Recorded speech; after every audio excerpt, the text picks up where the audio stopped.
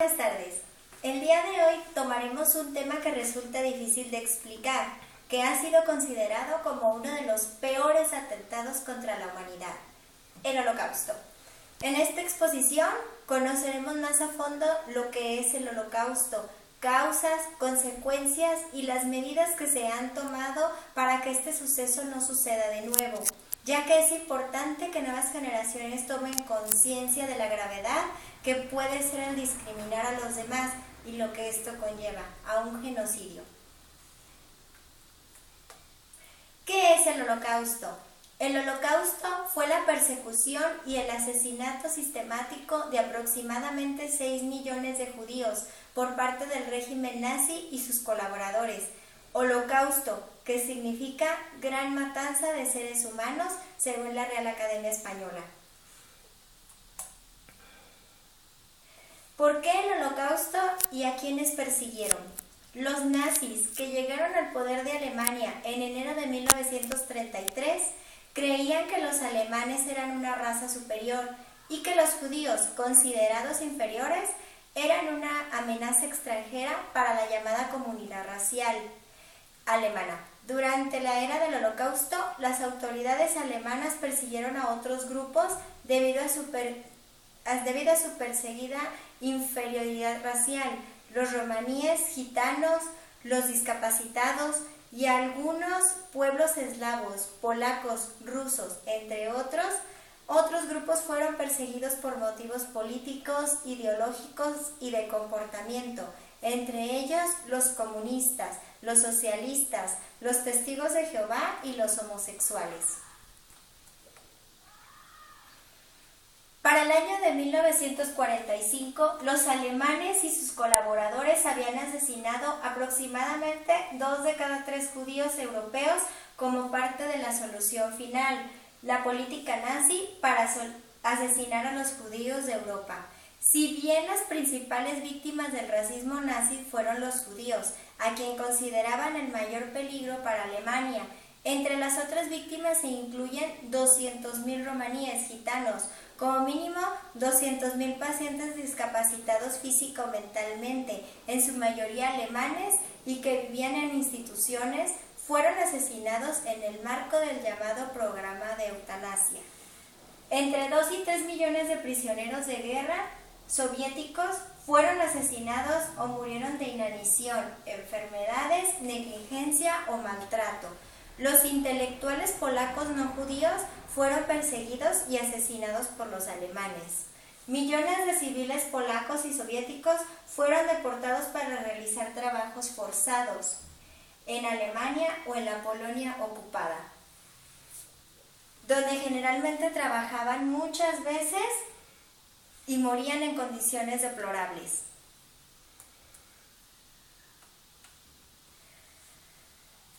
Desde los primeros años del régimen nazi, las autoridades alemanas persiguieron a los homosexuales y a otras personas cuyo comportamiento no se ajustaban de las normas sociales prescritas. Miles de oponentes políticos, incluidos comunistas, socialistas y sindicalistas, así como disidentes religiosos como los testigos de Jehová, fueron perseguidos por oficiales de la policía alemana. Muchas de estas personas murieron como resultado de la encarcelación y maltrato. En los primeros años del régimen nazi, el gobierno nacionalsocialista estableció campos de concentración para detener a oponentes políticos e ideológicos, tanto reales como supuestos. Uno de ellos es el campo de concentración de Sachsenhausen, que fue construido en 1936 por prisioneros de otros campos de concentración.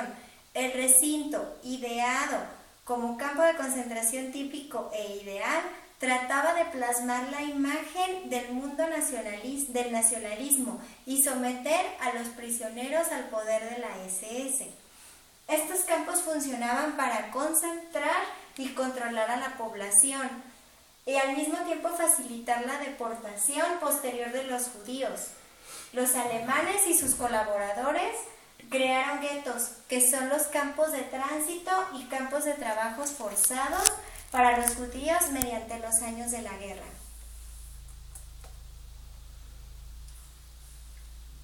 Después de la invasión de la Unión Soviética en junio de 1941, los Einsatzgruppen, equipos móviles de matanza, y más adelante los batallones militarizados de oficiales de la policía, iban detrás de las líneas alemanas para llevar adelante operaciones de asesinatos en masa en contra de judíos, romaníes y oficiales del Partido Comunista y del Estado Soviético.